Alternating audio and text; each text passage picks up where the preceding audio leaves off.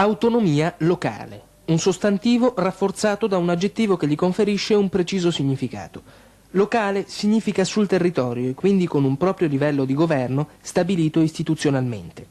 Negli ultimi tempi gli enti locali rivendicano spesso il loro ruolo nei confronti del governo, lo fanno sempre maggiormente nelle loro riunioni. C'è una parola in particolare che ricorre: perequazione.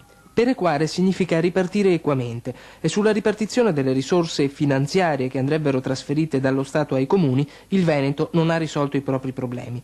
Ma è proprio la nostra regione che cerca di lanciare un messaggio in favore di una nuova cultura delle autonomie locali.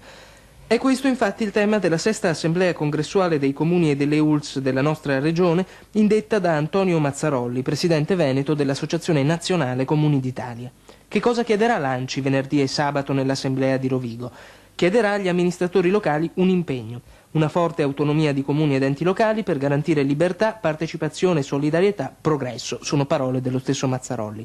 Ma non basta. I comuni intendono assicurare autonomia e sviluppo allo Stato, che insieme con le province e le regioni concorrono a formare.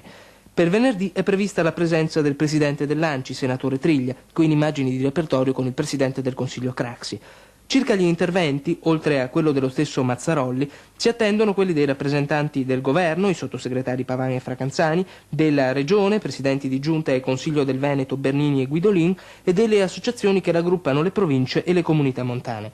Si attende in definitiva un confronto che consolidi la realtà autonomia locale e le dia la dimensione che per lei prevede lo stesso quadro istituzionale della Repubblica. In occasione dei lavori si procederà anche al rinnovo del Consiglio regionale dell'ANCI.